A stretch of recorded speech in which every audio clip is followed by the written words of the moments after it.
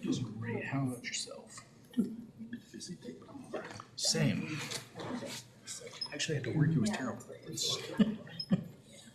All right, everybody, it's 4 o'clock, so we'll go ahead and get started with the Community Planning and Transportation Committee for Thursday, October 23rd, 2025. We have 3 items on the agenda. The first one is our regular presentation of the monthly public transit ridership report, this one for September. We have Taylor here from staff to go over that. Thank you, Mayor and council members. I'm Taylor Johnson, your Transit and Parking Program Manager in Public Works. As always, we have a few updates here on the memo in your packet, as well as some ridership numbers we can go over and answer any other questions that you guys have. Going through the memo here, I just want to highlight a few things on the maintenance and vehicle procurement. We appreciate council approving acceptance of grant funds, moving some monies around, and then the authorization to purchase of 3 large buses last Tuesday. So we're busy getting all that paperwork done with the Washington State contract folks and getting that PO issued and getting those on order. So those will be the last 3 big buses that we need to replace since we've inherited the system. So, and it'll be a while before we need to replace them because they're 12-year buses. So, yeah. Awesome. We will have replaced all of them in the last 5 years. Correct. Because we inherited all the buses we inherited were old, pretty much, and we've replaced all of them. And then I did get a question the other day from someone about, I guess one of the older ones was in service, and they asked about when we were updating all the buses. I was like, actually, there's only 2 left, so we're almost there. Which, some of those older ones, yeah, they're still on the road. They're not as nice on the inside, but they're still performing fairly well. So, yeah. And then moving along to the bottom of the first page on the Central Oklahoma Long Range Transit Plan, we came to council last on September 23rd to give an update, and that was likely the last update to you all. It'll go through a few more committees and then on to ACOG likely in November, where we're anticipating adoption of that. And then ACOG staff is we're going to be working with them on looking at how the implementation plan or action plan for that long range transit plan works. So just a reminder, it's a culmination of all the local planning work for transit, making some recommendations, but at a high level, what can we do to move transit forward collaboratively in the ACOG region into the future. So we'll be working on that in next calendar year. And then on the back page, it's the last bullet at the top, technically under the grant section. We talk about the TSET grant. We came to council a few times to talk about Embark Well, and so we are pursuing that grant. It's the physical activity section of TSET, which is the Tobacco Settlement Endowment Trust, and hoping to launch a pilot program for that Embark Well, which is senior focused transit to help encourage health and wellness for that population. Over 60 is what they do in Oklahoma City right now, and as we discussed, we could change that if council wants us to, but we're at least going to pursue that grant funding. It's 100%, which is great. If we could possibly get some additional points if we asked for less than 100%, but we felt like that was the most prudent thing to do at this moment. And we'll be going to you on October 23rd with a grant resolution, hoping to get that approved so we can submit that. The deadline's November 18th, I believe. So. And then lastly, on the Norman Transit Center parking lot project, that we had a final walkthrough on Monday, so that project is good to go. It looks great. We're pretty happy with it. If you drive by or stop by and look at it, hope everybody else is happy with it. It's something we knew we were going to have to do, but we were hoping we could limp through with the asphalt a little longer, but it just wasn't becoming. Yeah. Moving on to the ridership. So in September for both Embark. The fixed route service and plus, we had 47,643 riders. That's a little bit more than last September, which was 44,679. So again, like last month, we're starting to see what I would call good regular growth. The last couple of years, we've seen 20-25% ridership. So now we're still increasing, but not nearly as much as that, which is still fine in the industry. I would like to point out on the table on the right there, just some of the 112, the 121, and 122 are over 30% over last September. So that's great. They're still gaining. locally. And then the Main Street 110 and East Lindsay 111 are down slightly, but you know, the Main Streets, it's 50 riders, and the 111, it's obviously our most heavily ridden route, so it's over 1,000, but still a very heavily utilized route. So try to keep it in perspective and point back to the numbers we were doing last year, but obviously as we go forward, we may not see as much gain. And then And Saturday service for Main Street is up 35% though. So. yeah, so you know, it can vary by month too. We've talked about that, how many weekdays versus weekend days, and just events, game days, things like that. But overall, still healthy growth and healthy ridership for us. And I always like to point to the ridership per service hour for fixed route weekday. It's still 22 over 20. Still very good for a system our size, which is great. And which routes are 30 minutes right now? The only one that's not 30 minutes is 110. Okay. So that's actually in our memo. We like to keep this in front of council and for whoever That's one reviews of the priorities. the monthly report. So it can kind of get mundane keeping it in there, but we like to show it. Our first priority in our long range plan was Sunday service, which, as we talked about, we did with microtransit, and we can evaluate whether we want to put fixed routes on Sunday and move microtransit around or not. Yeah. And then our second priority was making Route 112 or West Lindsay to 30 minutes, which we did just last year, yeah. And so our third priority is that increased frequency on Route 110, and then the next one is that new route to Southeast Norman. So So all of them are 30 minutes except for the Main Street route. right, I spoke to a class at Norman North on Monday, and one of the students asked about that and said that she rides it okay, and asked when we were going to make it 30 minutes. And so I told her the goal was actually to get the 30-minute ones to 15 minutes and the hour one to 30 minutes, and then someday all of them be 15 minutes when yeah, someday. But that we were working on that, but I had thought that there was only one more left that was 30 minute, or that was an hour, I mean. And Right. so, but they were asking about it. yeah. And that's technically the next step. Certainly if council wants us to pursue that, we could. That's one of the more easier improvements is adding a bus to a route. We have to make sure we have the capacity, obviously, and add more contractual costs with Embarks for Embark, more drivers, but And do you have a cost breakdown of that? I know you do. not in the memo, but I don't keep it in there because, you know, union costs go up with Embark, bus prices go up if we have to buy a bus. So if we like to refresh those ideas every once in a while, but until we're really thinking about it, we want to not refresh those costs because You know we we may gotta change. have a driver, but like if one of the older buses still has some life in it, maybe it ran for 30 minutes during 4 hours a day or something. Yeah, During a peak time, it would run for 30 minutes. I don't know, something like that. yeah, We weren't having to buy a whole new bus. right. It's not running 30 minutes the entire day, just a specific. Yeah, we could certainly look at that. From a rider perspective, I know that it's nicer to keep everything the same, so you're not guessing when is the 30-minute service, when is it not. And then I know what Fleet's gonna tell me if I go back with that is, well, let's not keep the older bus we want to replace, right? So just things like that to consider. And we might be able to get grant money if we need a new bus to expand service too. We could look at that. Not just replacement like we've been doing, but actual checking the box that we want to expand service. So, Yeah, you can let us know what the cost to do the 110 route 30 minutes. That'd be helpful.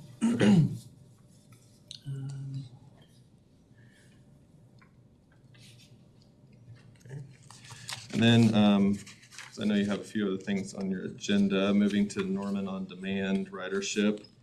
That last page on your packet, or in this part of the packet, we had just under 3,000 riders on Norman On Demand in September 2025 last month, and we had 4,760 last September. We talked last month about how there's a bucket of hours for the whole year, and VIA tries to spread that out as best they can, overload it sometimes at the beginning of the year. This year, they've kind of tapered it back, and then just refreshing a conversation we had last year about fares and promo rides and things. So we raised the fare from $2 to $3, and then we, as of September, middle of September, we did away with the 6 free rides when you sign up because we're now in our 3rd year. We didn't feel like we need to have that promo continuously running. We could bring it back every once in a while. And VIA had hinted that they think there might be some fraud at people just creating emails to get free rides. So we think the raised raised fare plus the reduction in the promo, and then just trying to right size the service level at certain times of the year is resulting in that lowering. But the great thing about Norman on demand and on-demand service in general is you can taper back the service if you're not getting as much demand. So that's what they've been doing, and we're hopeful, well, if the demand kind of flattens out or decreases over the year, maybe we could have some cost savings for next year that we could propose to council, or some possible areas of expansion if we kept the contract the same. But we're reviewing all that, watching it closely, and just wanted to highlight that because it obviously says a 38% reduction in rides, but with that, there's opportunities to increase the user satisfaction level of the service, to try to decrease wait times and different things. So I also wanted to point out that last September we had a total number of accounts of 8,100, and as of last month we have 13,800. As a college town, I think we get an influx of new accounts every year, so that's not to be super surprising. And we've gained about 4% since August into September, so we'll always get more and more accounts. But just want to point out that we do have a high number of accounts, and about a third of them have completed more than 5 rides. You can kind of see that in the narrative, so about 4,400. So some people try it once, maybe use it every once in a while. Some people try it and don't use it ever again, but there are a good handful of active users that are utilizing the service. So, any more thoughts or questions about transit I can answer before I change hats to the next item? Yeah. Any comments, questions, transit related? Everything at the transit center, now that the parking lot's done, everything else going? Yeah, so parking lot's great. There are some other to-dos that we like to get done, just general building maintenance. The bird netting, I feel like we talked about that before, under the awning has caused me grief for a little bit. Holes pop up here and there. And that storefront, I think we mentioned, it's not gonna last forever. It's still the original, and it's getting a lot of people coming in and out of it, but those are just things we're working with facility maintenance on and trying to do it by cost. The lobby storefront, yeah, sorry. Extruded aluminum, they do have a useful life. Exactly. So there's things that we need to keep working on, but overall, still a great reuse, great facility for what we needed it to be. There are a handful of incidents every now and then. If you have questions about security, that's what they're there for, is to, if there's some arguing or something going on, they take care of it or call PD if necessary. But happy to dive into that in the future meetings if you'd like, but don't want to take everything and lay it at council's feet if we don't need to. Just to follow up, because you mentioned it last time you was here about how y'all did that bathroom changeover. Yep. Have y'all seen a good return on that? Yeah, it's Not having as many issues. changing out that toilet really helped, as much as it sounds silly. But we did have an issue with the water line that brings water to the toilet over the last few weeks. But other than that, it's just been fine. So make sure you right size your equipment, I guess. I don't know. It's interesting. Okay, very good. Anything else? Okay, thank you, Taylor. All right, item number 2 on the agenda is a discussion regarding proposed updates to the City of Norman's parking management plan, including potential parking leases for food trucks. We have city staff, Taylor, and staff here. So I thought about I'd spin my chair around and act like I just sat down again. But yeah, as your transit and parking manager, I'm here to talk about the proposed updates to the City of Norman's parking management plan. Scott's here to help me answer some questions because parking is a fun topic, and it's been around in Public Works for a while, but we recently inherited a couple years ago, so might need some historic knowledge and some things, so. Moving on to how we manage parking, we come to council every month for transit, but we don't come very often for parking, so just want to remind everybody of how it works at the city. So we kind of act like the lead. People can call, ask us questions. If we can't do the thing, we know the people to help with that. But we can't manage the system, at least right now, without help from other divisions and departments. So traffic control, we took over the management of the metered parking from them in terms of maintenance of the pay stations, collecting the revenue, coordinating everything. But they still help us with signage, and they're still a good resource for historical knowledge on the system itself, striping of the parking lots, obviously, things like that. Police obviously still do parking enforcement. We coordinate with them if there's any issues. We let them know, hey, our pay station's not working, or there's going to be they probably already know about closures of streets or things like that, but they let us know about those things if we haven't heard about them. City Clerk's Office, they've been doing the the Gray Street lot lease, managing that for, I think, ever since it's been created, and we've been talking about taking that over from them, just as one less thing for them to do, but obviously it would fall into our area to manage at some point. So we've been talking with them for about a year or so about that.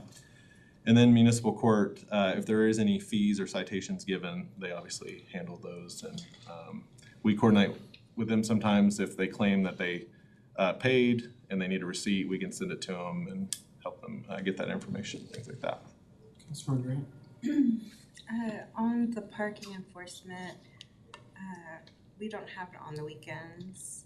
That is a complaint I get. In the future, do you think that we would have parking enforcement on the weekend? I guess it was my understanding that we at least enforced it on Campus Corner on Saturdays, so that would Campus be. Corner has its own parking enforcement officer, right? Or So did? that would be my, I get that's it my from- last understanding, but I'd have to check. I get it from the neighborhoods mainly. So not paid parking specifically, okay. So, yeah, that would be a great PD question. That's just making sure what they put out there service level wise, and I think if they would call in and PD in general, they'd be able to handle that as an officer too, but that's just my assumption. We'd Yeah, have to check it's with them. neighborhoods complaining about just on the weekends, massive parking, and then sometimes on the grass, sometimes not. I know that Yeah. during game days, it's kind of lifted if somebody wants to sell their lawn space. but- Correct. But they still can't park in front of yellow curves and all those safety rules. And parking enforcement is out, as probably a lot of people know, in full force, enforcing those yellow curbs, fire hydrants, and other public safety aspects. Yeah, So, no, I definitely saw them off Lindsay around Press and Plow last Friday. Yeah. Doing exactly that, which that's a neighborhood I heard from, so Okay. no complaints there. Yeah, Just- and I think we only have the 4 officers now. We did have the half part-time officer, and that I think last budget got taken away, so there's the 4. But as far as their schedules, I'd have to check with Lieutenant Osterling, who's over them. Okay. Thank you. So what's currently metered public parking? We have what we call 4. We have 2 areas, and then in that we have 2 sub areas or facilities that we try to keep separate in terms of accounting and things. So in downtown, we have our East Gray Street lot. It's the large parking lot there between Crawford and Peters. We have 41 leased spots, 6 accessible parking spaces, 93 that are just open to the general public in addition to those. And then we have 3 EV charging parking spaces there in the northeast corner. And then the other downtown paid public parking is the county courthouse on street there in that square around the courthouse. And we have 10 ADA or accessible parking spaces there, 42 that are just open to the general public. And then in the southwest corner, we have 18 that have been reserved for law enforcement officers and that are right there next to the courthouse. And then 2 that are reserved for veteran courtesy parking spaces. Are the law enforcement spaces, are they paying for those? No, that's a good history question, but that's been like that for a while, where it's reserved for just any law enforcement. I think the idea was And this was before, when the jail was there too, they would have readily available parking to be able to come and go from the courthouse as needed, so. That's the, okay, wait, now that's on the courthouse. That's on the courthouse ones, Okay, correct, I was sorry. thinking of the Gray Street for some reason. So the courthouse one though, that's, we manage that? It is public parking, it's just signed for law enforcement only. No, just in general. Oh, yeah, sorry. Parking around the Yeah, courthouse. just, Yep. yeah, just the on-street parking around that block, basically. We do that because the county a long time ago asked for us to do it. Yeah, and there's, demand that, I guess, like Campus Corner, we want people to turn over, do their business and go and that, yeah. We used to have, about 50 single space meters there a few years ago, switched those all out for 4 pay stations, so they got a little bit more manageable, but. Well, I know downtown used to have parking meters a long time ago. And then I guess around the courthouse is what's left over of that. Correct. Okay. And in Campus Corner, we have our Asp Avenue parking lot, which has 3 accessible spaces and 64 that are just open to the general public, and then the on-street parking, which is 153 open to the public and 6 accessible parking spots. So those are our 4 areas that we manage and currently for paid public parking in the city. And the parking management plans, you can see there on the right, we currently have 2, a downtown one and a Campus Corner one. And these were created in 2013 and originally have been revised a handful of times. But they're really just a, how do we manage the current operations? What are the rates? How do you pay? Just the bit boring part about the management of the system. And that really lets us know as staff, these are our marching orders.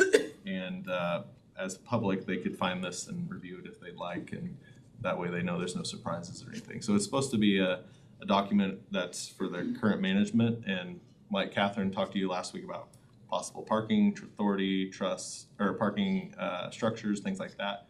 That's not necessarily what we're talking about. We're just talking about the day-to-day management of what we currently have. And we can amend it and add to it as necessary, if that makes sense. So going into our proposed updates, we'd like to consolidate that into one management plan.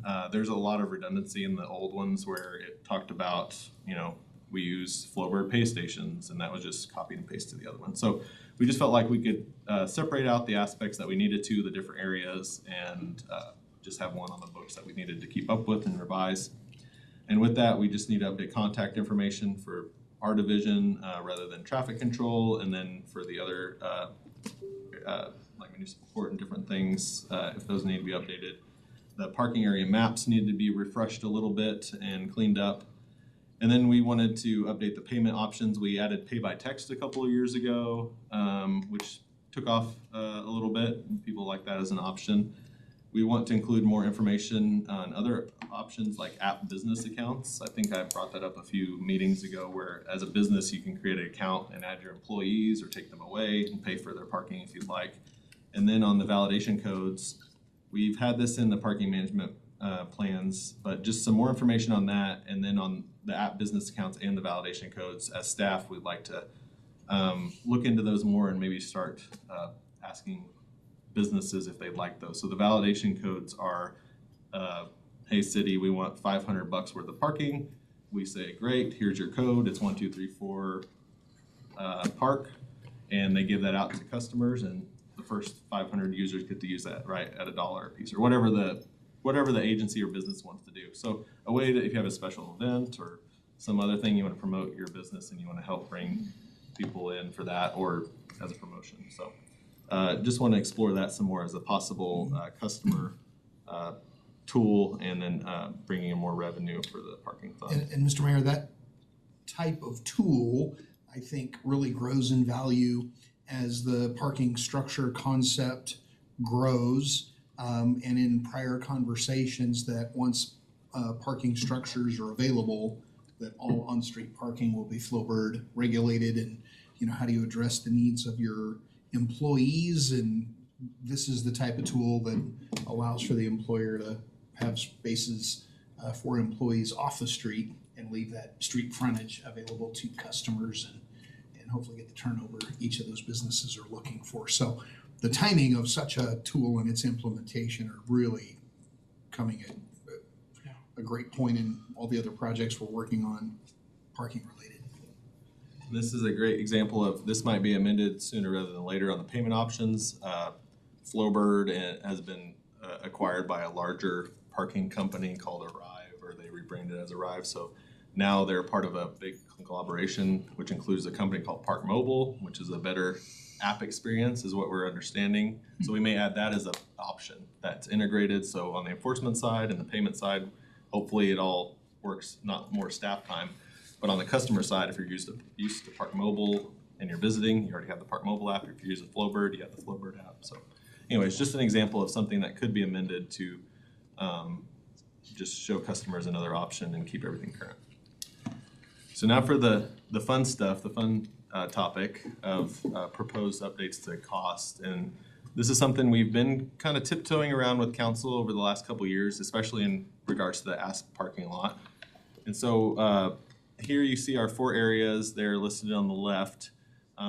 Obviously the days that we meter, the hours, and then the current rate. So in the East Gray Street parking lot and the county courthouse on street is 25 cents an hour currently. And you can pay for the whole day, 10 hours. So if you wanted to park there all day, it'd be $2.50. For the Asp Avenue parking lot, like we've talked about, it's $1 an hour. And then for Campus Corner on street, it's also $1. And in that area, it was decided that you could pay for 2 hours maximum between 8 and 6, and then 3 hours maximum, obviously from 6 to 9, because that's as long as we enforce. So you can see our recommendation or proposal for a discussion of possibly raising the East Gray Street and County Courthouse on-street parking from 25 cents an hour to 50 cents an hour. And then that's really because it was 25 cents an hour when it was incepted, 12, 13 years ago, especially in the Gray Street lot.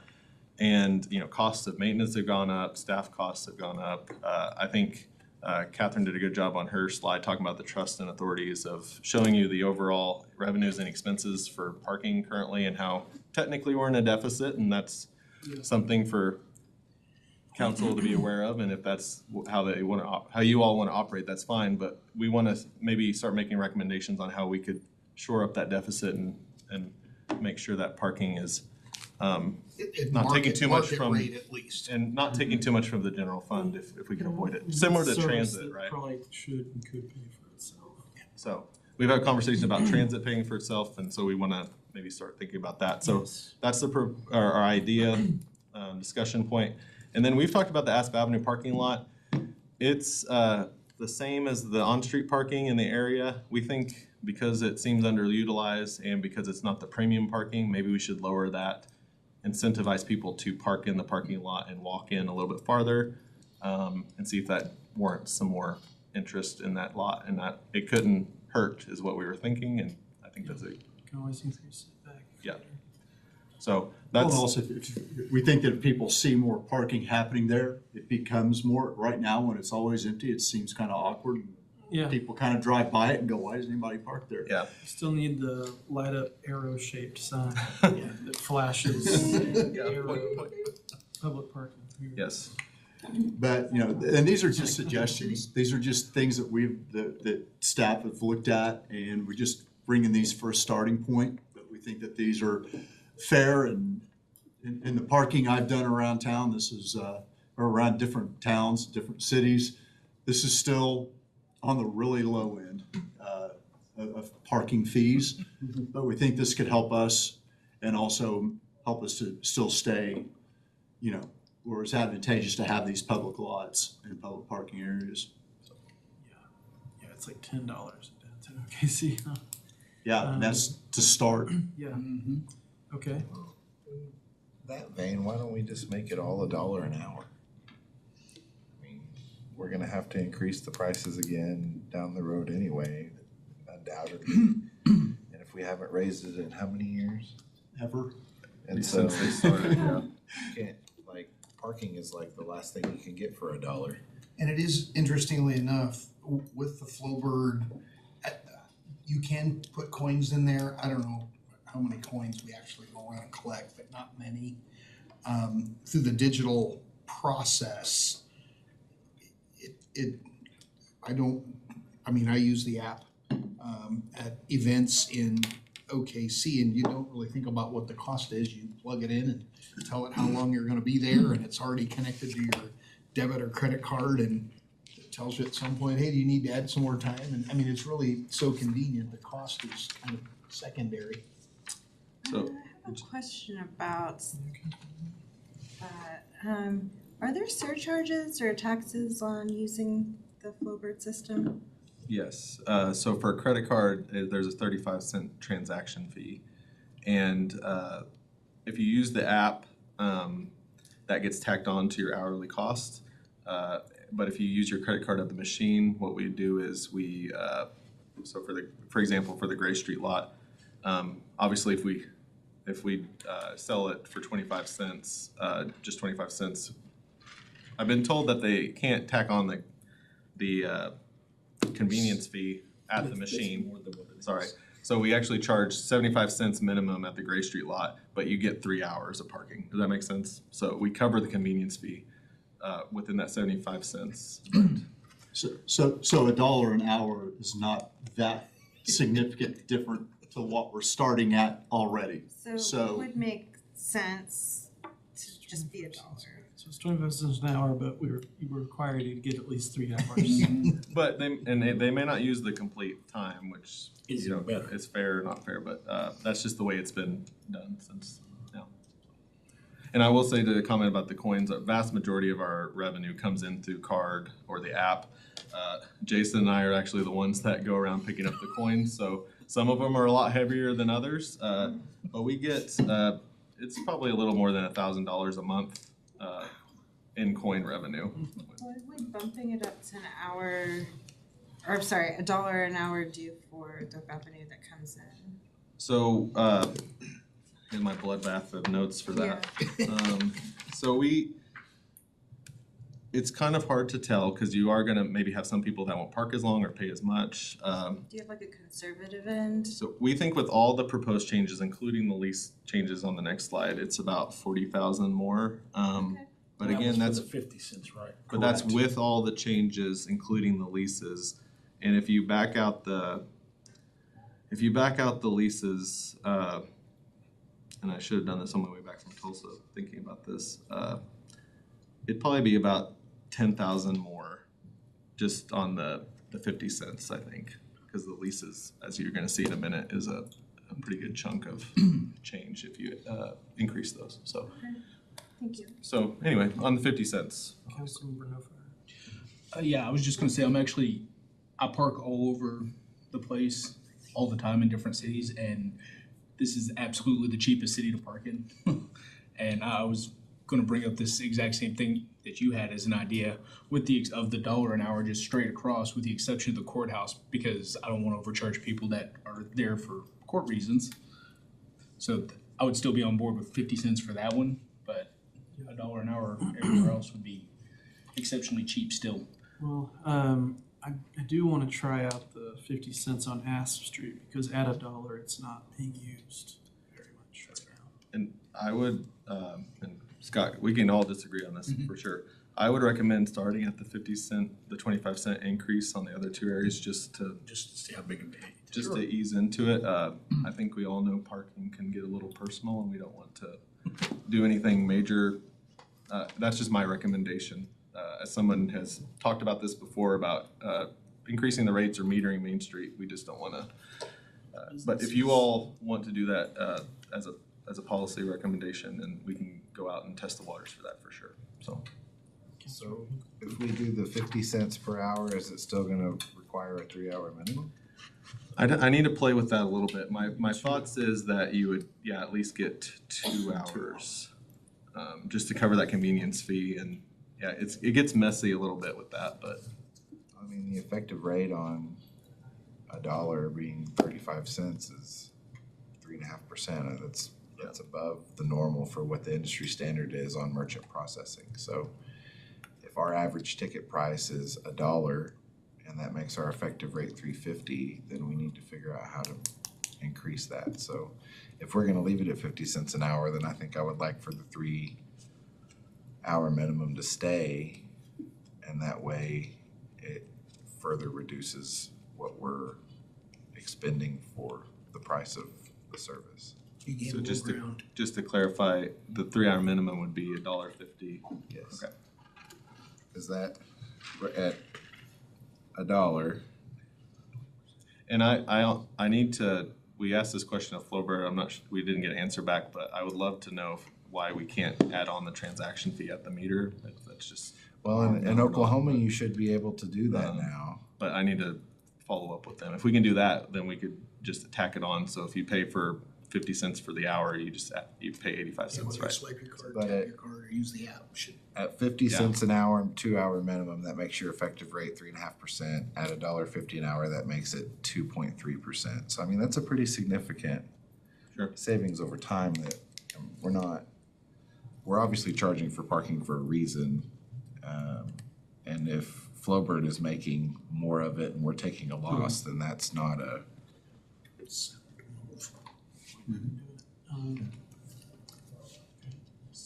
So if, and I made that recommendation on the 50 cents an hour. Don't want to just gloss over that without making sure that that's good with with council. And we can discuss that more if we need to, but. I think starting there, but with the minimum. Okay. And then we can have a conversation with downtown. I don't know if it's, I know I get the point about the courthouse though, people that are in a tough time already. But yeah, when we've had discussions about doing meters on Main Street, businesses have been concerned about it costing $1 more to come eat here or whatever, so we can have that conversation about increasing the cost by 50 cents or 25 here, maybe another 50 or something. But if everybody okay with Taylor working on that, coming back. And we'll get into timeline at the end. This is just a I thought think our process. fees are just adopted by resolution. So you Uh, change them. Parking, actually, my understanding is the ordinance reads that the city manager has the authority, if he so chooses, to change the rates, times and things, City but manager obviously. doesn't choose without council's consent. But that's why we're here, and if we can't, again, we're jumping ahead to implementation and timeline, but if we couldn't get to council with the, update to the plan, we would obviously want consent, and then, maybe we could do that quicker, or not so much if we didn't want to do this quicker, so. does that mean we could approve it in this body and then say Daryl do it and then? And I'll double check on the ordinance and get with city attorney If staff there to is make sure that's consensus. consensus, but. Among the council and definitely. One reason why this exists though is to make sure we're all on the same page though, And so that's. That's typically been approved by council by resolution, I believe, right? Yes, Yeah. by resolution, That so, would just be like on the consent docket. yeah, so we, And that would be the go button, so. Sounds good. Okay. for leases, again, going back to the area page, we have, one current lease at the Gray Street lot for 41 spaces, that's the current option. It's the same lease time for the hourly parking, so Monday through Friday, 8 to 6. The current cost is $450. Trying to add cents there. So at 25 cents of the hourly rate. In the past, I think the thought process was, let's get to about 25% discount. Obviously, as you increase the hourly cost, then you're kind of getting into tiers of money that people may not be willing to pay for a annual lease. So we just have some thoughts down there at the bottom in the bullets. The $450 annual permit in the Gray Street lot currently represents a 28% discount at the 25 cents. We are putting forth for discussion an increase of $150 to $600, which if we raised it to 50 cents would be a 52% discount. If you're parking there all day, Monday through Friday, your employee or whatever, that would be the discount. And then, again, we've talked about this for a couple of years, possibly putting in lease spots in the Asp Avenue parking lot. We're thinking that north section of the lot, there's 21 spaces, not including the accessible space on the northwest corner, would be about a 59% increase at $800 for the annual permit if it was 50 cents an hour if we lowered it, like we just talked about. So again, these are just for discussion, would love some feedback on that. trying to keep it as competitive as we can, but as fair as we can. Again, we're selling a commodity. We want to make sure we're trying to get the revenue back to do the maintenance and the staff time. So just putting those forth for discussion. Councilor Grant? I'm okay with it going to 600 in the Gray Street lot, since we seem to be okay with it going to 50 cents. Are we gonna make that asp one 50 cents, or are we thinking still 25? Well, the asp one is currently $1. Oh, So it would be astronomically more than, if we did a 59% increase, it'd be double that, which again gets into the, okay, that's a big discount, but are people willing to pay it? So, I think I was just gonna say, I know there are people who want to build housing in this area and are interested in leasing spaces in the asp Correct. lot, so. The value comes from the scarcity of availability. And at the Gray Street lot, a bunch of the parking spaces are leased by the state, OID's operation. They occupy a couple of floors in the Vista building, and the sheriff has some spaces, but every year we can literally lease all 153 spaces every year. OID said, if you have any more, we'll take them. The sheriff said, if you have any more, we'll take them. And then downtown building owners who recognize they don't have any parking affiliated with their building, their tenants are saying, I'm not gonna pay more rent unless I get guaranteed parking. And that's kind of what the driving force is behind vertical parking opportunities. So, yeah, I don't really see our current customer base on the Gray Street lot blinking at going from 450 to 600 because the demand is overwhelming for the spaces. and there is that balancing act, I think we've talked about that before, of publicly available hourly parking versus the annual lease parking, leaving some spaces available for people to come and go. So trying to balance that out. And I should have mentioned this, the current process for the lease spaces in the Gray Street lot is a lottery-based system. So you submit an application, pull names out of a hat, more or less, and you get one. And if you ask for more than one, there's more. Go through the process again. That's the process we would replicate for the asp lot until we had another process. So Councilor Gansberg? And right now, there's nobody leasing asp lot at all. there are There's no lease 21. spots. So like with what Councilwoman Helen said and everything like that, I believe that'd give us a good entry point to get somebody in there. That way, then that's a selling point for when housing goes in there going, hey, look, they're already doing this and works great for them. Right. You now get this and everything, use it to be able to show it off kind of deal. And kind of interesting difference between Gray Street and ASP, if we did do the leases, is Gray Street is really just for business owners and their employees. We've been talking a lot about housing in the campus corner area, so we'd want to make sure that in the application process that we call out that it is for businesses, employees, residential, if that's what council would like. So just the who gets them. And again, there's only 21, so we might have some upset folks, but at least there are some available spots. And then the other potential conflict point that I think I resolved this week was we currently lease the whole lot to Campus Corner Merchant Association during game days. And I had a call with Carrie, the executive director, and obviously want to double, triple check, but she thought they could get away with 2/3 of the lot, keep access open for those folks that had the leases on the north side through that left access point on the Buchanan, and then only utilize the middle row and the south row. So hopefully we've compromised and got everybody happy there if we did move forward with the annual leases. So I feel like we need, if we're gonna approach it from a employees and public parking to residential use parking, then maybe that lease amount needs to be greater for people that are potentially coming home and not leaving for the entire weekend, versus the turnover of what employees and the public would have. Just something to consider. this could, again, for discussion, could be a starting point. Obviously, we could come back a year from now and revisit it, but if everybody is good with this, we will take this as the initial amount and we'll see how it goes. And again, we'll talk about implementation here in a minute and what that looks like.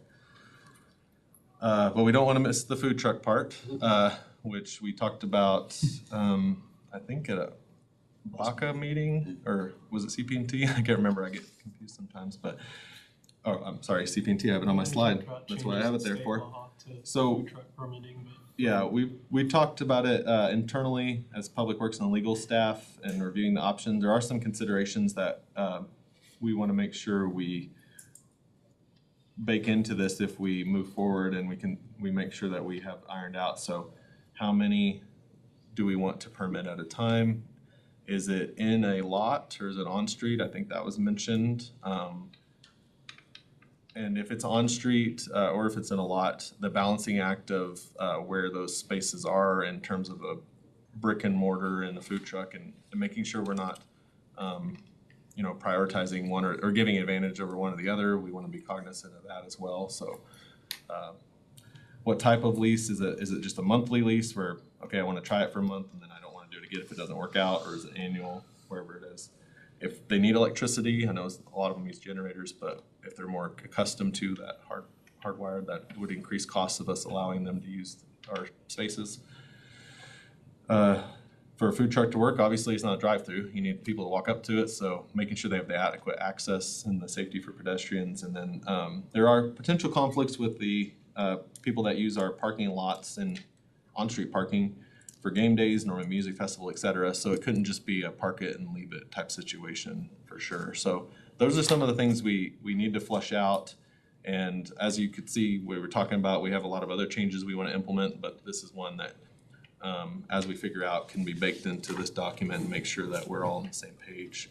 But I think there's still a lot to think about in terms of food trucks. And different food trucks are different sizes. Mm-hmm. Some, while they may fit in one parking stall because of the size of the physical trailer, you've got to be able to walk up to it. So that means the next spot has to be open. And then where's the employee going to park? Okay, now that's 3 spaces. Well, if it's a larger, the bigger van type, well, now that probably needs 3 spaces on its own. And then where's the employees going to park?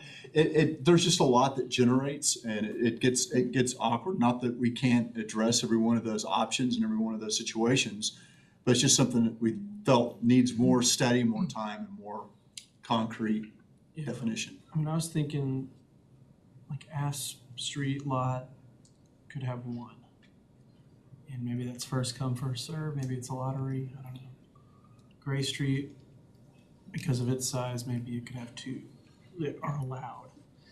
And my thoughts on where it would be, so like the Taco Villa in the parking lot on Campus Corner, the private parking lot, it is in the corner there's a striped off in the corner where they couldn't put any parking spaces because they couldn't get out. And then I think it takes up 1 additional actual parking space. So in total, it would be 3 parking spaces if that corner were parkable. So it ends up only taking away, I think, 1 usable parking space because it's in that corner. So that's kind of my thought on it, is if there's a corner of the parking lot where there's. We don't really have that at the Asp lot.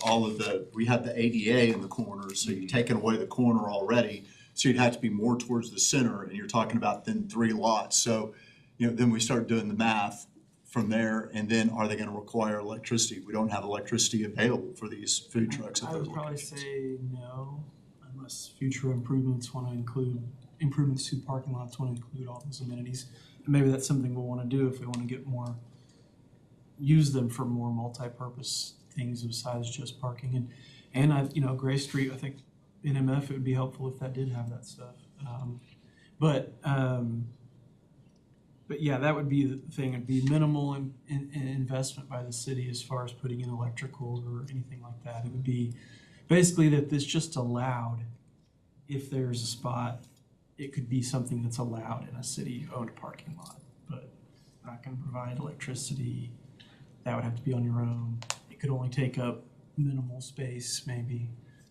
Has to be in one of the corners, something like that would be what I have in mind. Councilmember Gansberg. I would just like to also bring in mind that if we get to the point that we let them tie into our electricity, that legal looks at that and ties in wording that says, once you put your plug in our stuff, we're not responsible at all.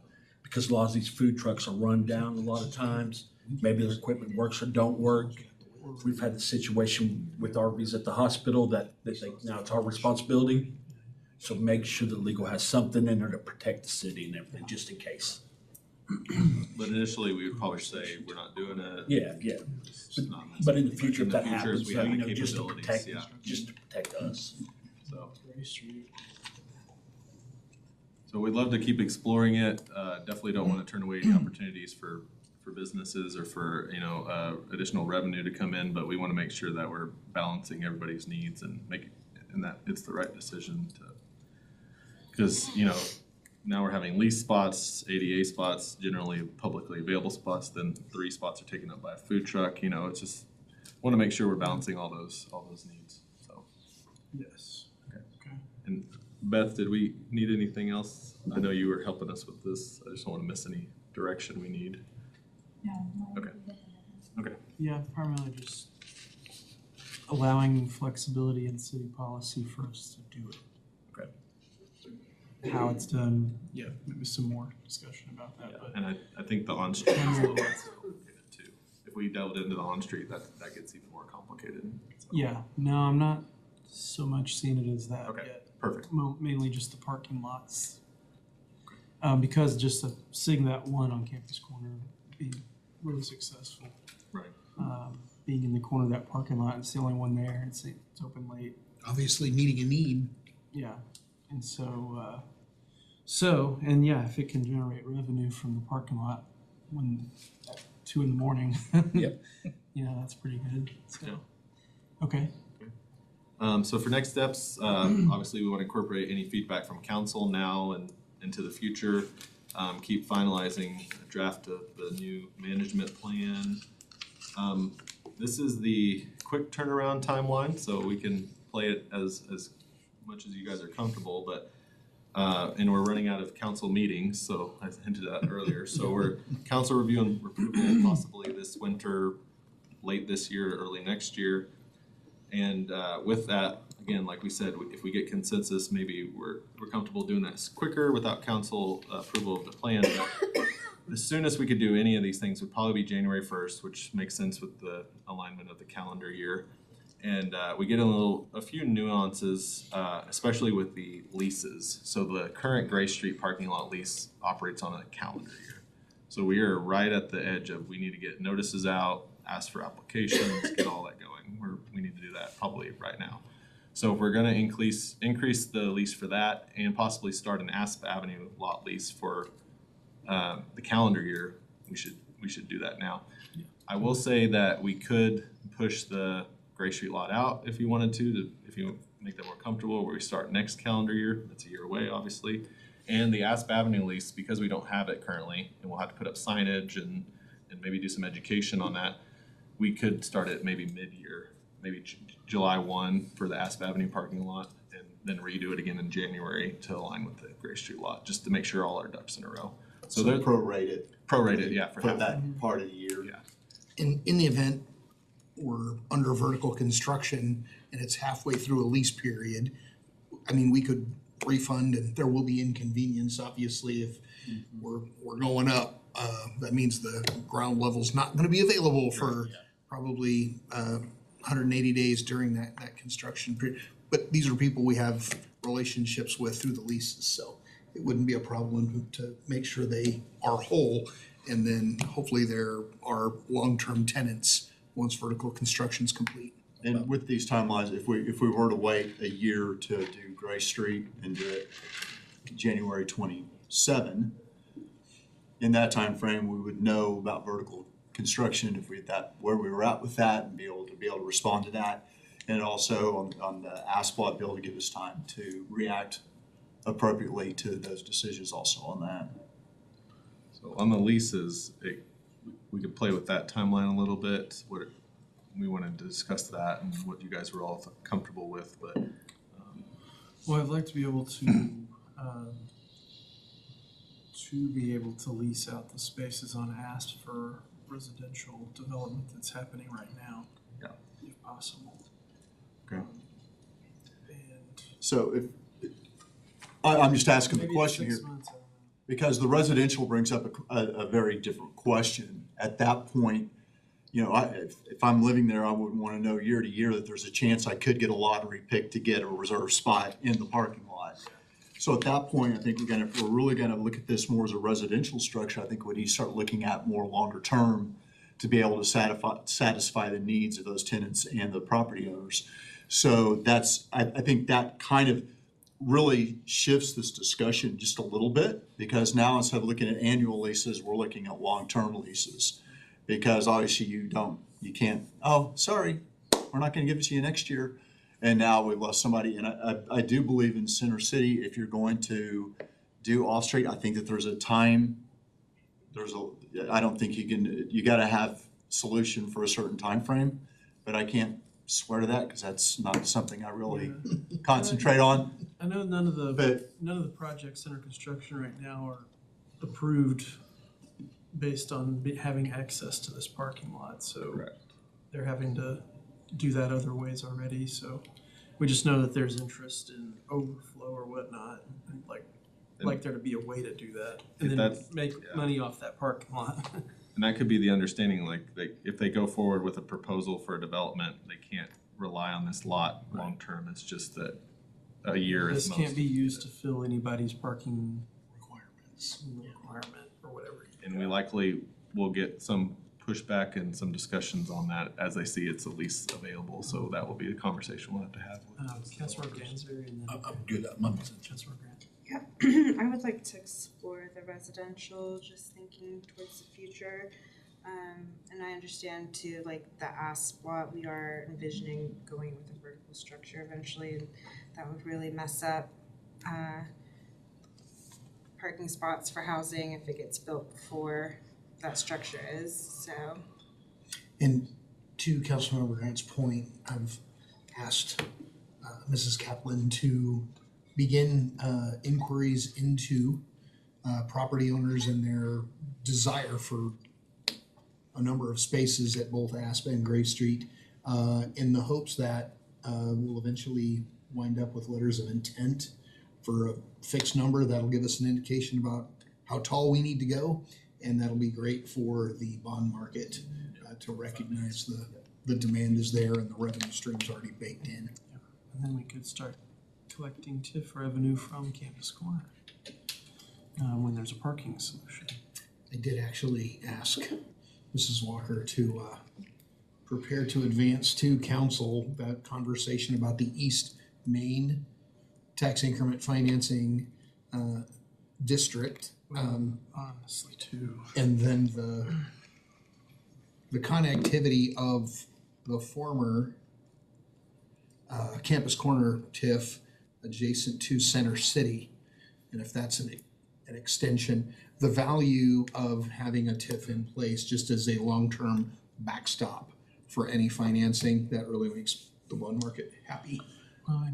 Campus Corner it wasn't included because we came to that agreement on, we wanted to limit the height in Campus Corner, and which was a by right allowed, what they had already.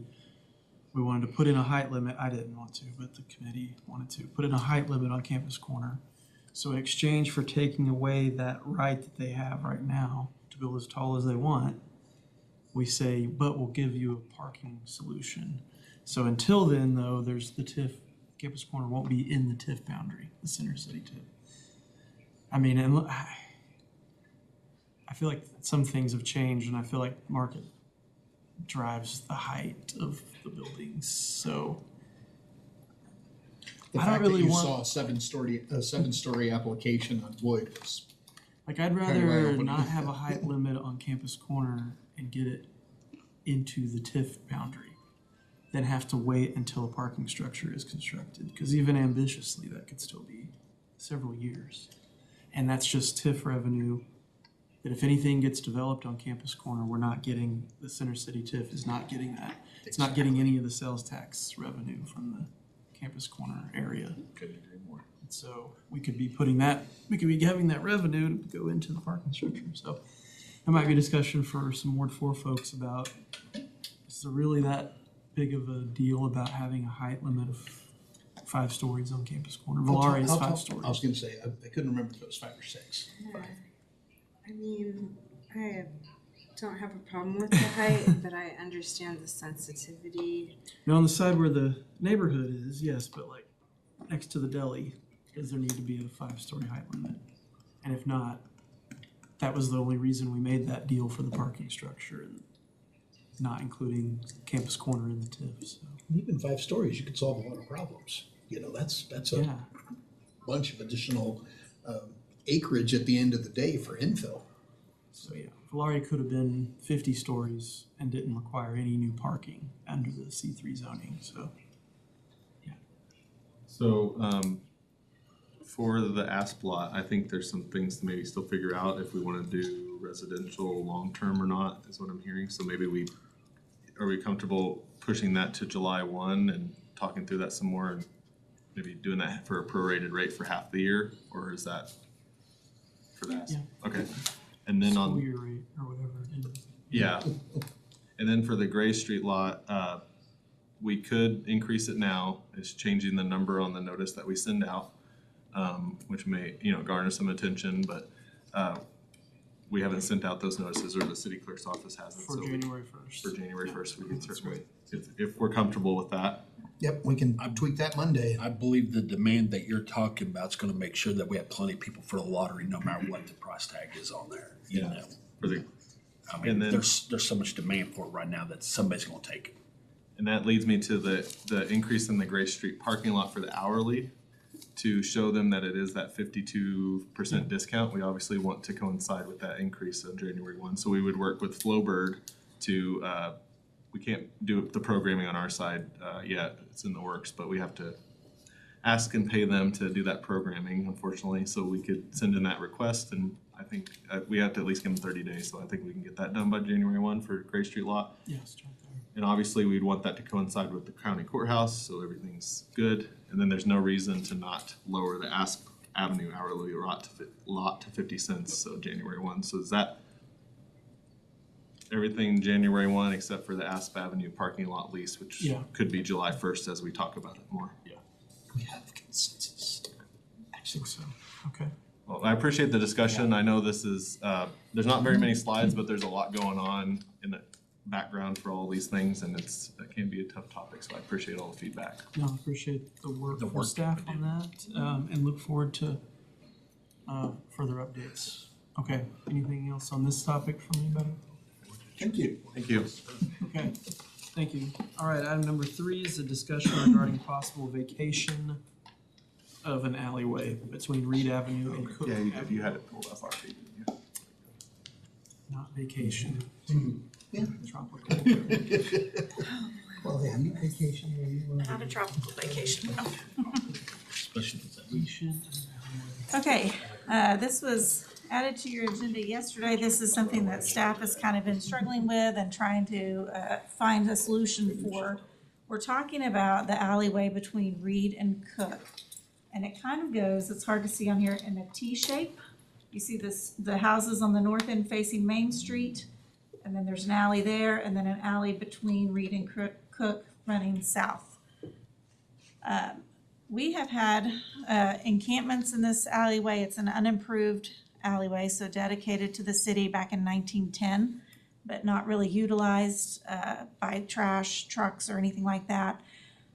Completely unimproved. It's been creating issues for neighbors. There have been encampments with 30 to 40 people at times in the alley, trash, used syringes, shopping carts, things like that. And we've engaged in an effort over the last year or so with the Central Oklahoma Community Mental Health Center, Code Department, PD, sanitation, all working together to try and get some cleanups done, but the problem continues even despite those efforts. As I said, it's unimproved property, but it is a public alleyway. And I will show you in a minute the plat for that. This is pictures from one of the cleanups. So you can see there on the left, sort of the breadth of the encampment along that alleyway and along these folks' backyards. And then on the right there, you see some needles that they found, thankfully in a plastic bottle, but lots of used needles found during that effort. I thought I had my slides disappeared. I had the plat up there, but it just showed that T shape. It's later. Okay. So the possible solution that we've kind of come up with is vacating this alleyway. And in the city, we do that two different ways. We first close it through the city process that's set forth in a resolution adopted back in 1982 Is it the one north of Eufaula or south? north. Yeah. And so that would mean council would get a resolution declaring your intent to close that alleyway. We would then provide notice to planning commission. City departments could weigh in, franchise holders. We know that there are our own utilities back there that we want to be mindful of, but we give notice to departments and franchise holders to make sure we're aware of all utilities that might be within that easement so we can account for that in the closure and in the vacation. We then are required to mail notice to the property owners, everyone abutting the alley and everyone within 300 feet of the alley, publish it in the newspaper, then it would go to planning commission and then to council. And I've got here the timeline, because we are running short on meetings, as Taylor said.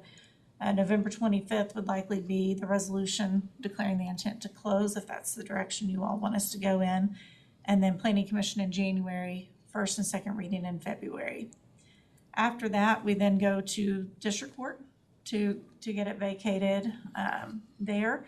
And that would make sure that the property records all note that vacation. You file a verified application with the district court, you set a hearing date at least 35 days out, and then you publish notice in the newspaper.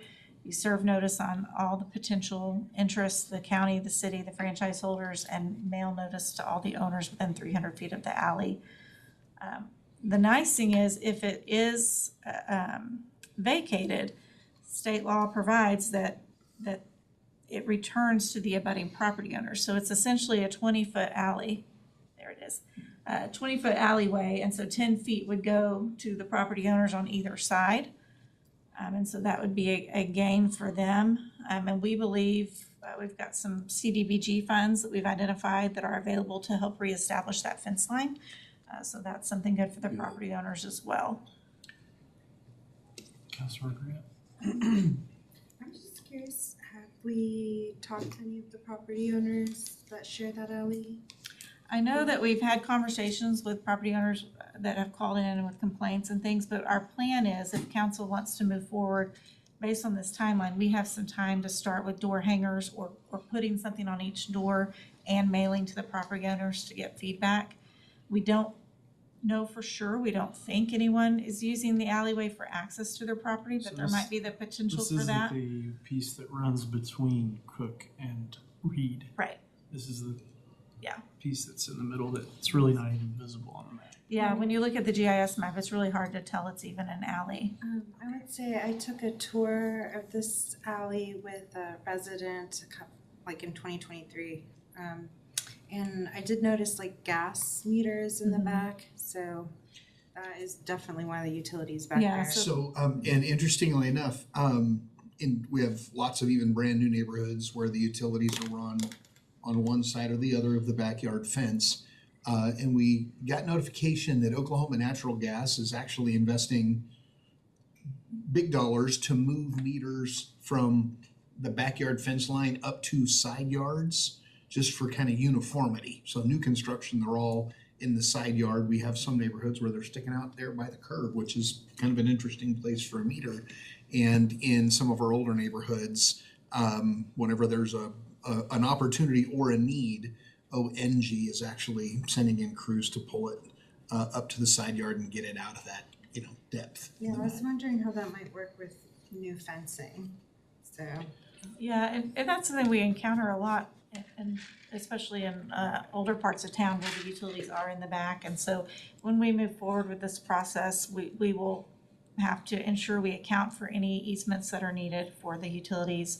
And then the fence line will have to allow for room for those utilities. It could be, They can't block access. oh yeah, 11 feet for one side, 9 feet for the other, depending on where the meters all exist. So, Looks like the T is already blocked off from Reed Avenue.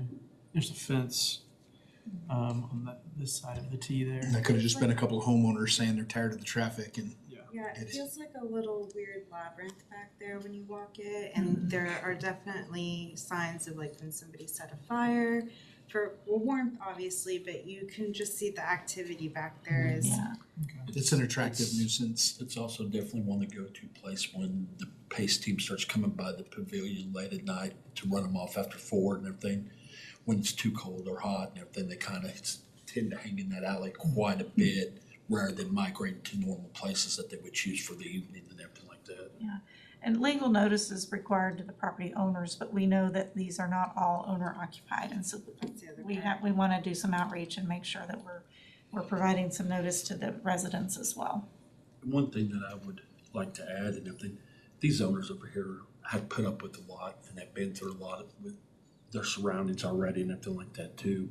So any assistance that we're able to find to help with that fence to reestablish that is gonna be a great thing, because I think a lot of them would not put up any fence at all if they had to do it on their own. Agreed. Therefore, you just have an abandoned alley now that somebody else's problem That's still besides an the issue. city's. Yeah, You yeah, know, the so fence is going to be. the fence, I think, would help a Yeah, lot over and there. I do think there's some properties, again, it was 2023, so maybe they fixed their fences, but I did remember there were some broken fences over there. Yep, a lot of them. All right. Value add. Any objection to staff proceeding? Is there the ability to trespass people that are in that alleyway now? The- By the residents? Our PACE team actually made the request that we move towards the abandonment, because I think there's other illegal activity happening in the alley that give the PACE team some tools to help remedy the situation. But it's not signed for no trespassing. And it's city owned, so That- the residents couldn't trespass people It from would it. be blocking an alleyway or street is the ordinance that would be enforced under. Obstruction. Obstruction. Inactive alleyway. Or the city themselves would have to sign up for the PACE program, put signs at each end. Okay. Anything else? Any questions? Okay, well, I think the consensus is to proceed. We appreciate you. Thank you for that, though. That's gonna be solve helpful some over there a problems. lot. Yeah. It's gonna help a Okay, lot. anything else from anybody? No comments, thoughts? All right.